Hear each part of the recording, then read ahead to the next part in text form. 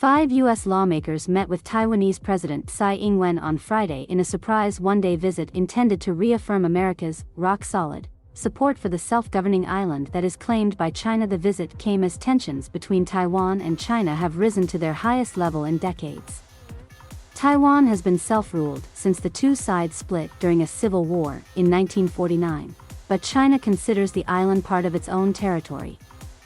China was quick to condemn the trip and later announced that its military conducted air and naval readiness patrols on Friday in the direction of the Taiwan Strait, the 160-kilometer-wide body of water that separates China and Taiwan. When news of our trip broke yesterday, my office received a blunt message from the Chinese embassy, telling me to call off the trip, Representative Alyssa Slotkin, a Michigan Democrat in the delegation, wrote on Twitter. In Beijing, Chinese Foreign Ministry spokesperson Zhao Lijian called the visit a violation of the One China principle, under which Taiwan is part of China. That individual U.S. politicians wantonly challenged the One China principle and emboldened the Taiwan independence forces has aroused the strong indignation of 1.4 billion Chinese people, Zhao said.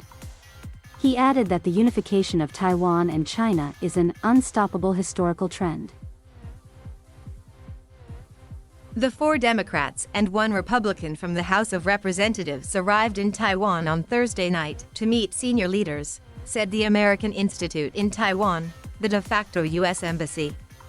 The U.S. does not have formal diplomatic relations with Taiwan. We are here in Taiwan this week to remind our partners and allies, after 2 trying years that we've endured, that our commitment and shared responsibility for a free and secure Indo-Pacific region remains stronger than ever, said Representative Mark Takano, a California Democrat.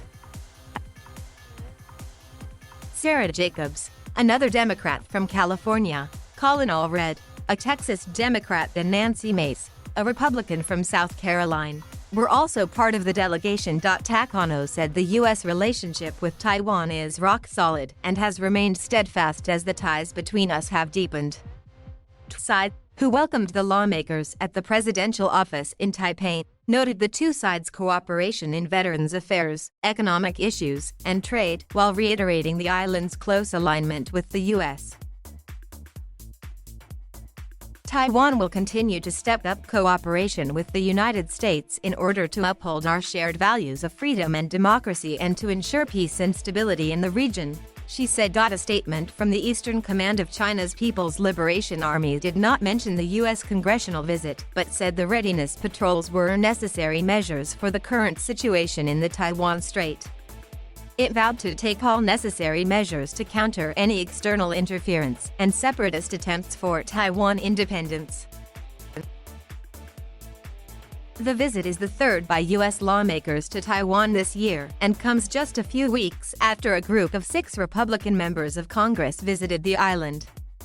That delegation met with President Tsai, National Security Secretary General Wellington Koo, and Foreign Minister Joseph Wu, among others. In June, 3 members of Congress flew to Taiwan to donate badly needed vaccines at a time when the island was struggling to get enough.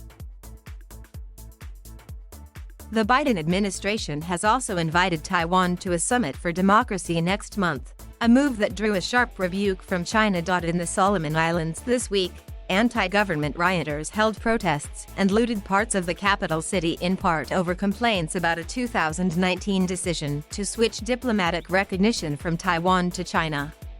China has been on a campaign to poach Taiwan's remaining diplomatic allies.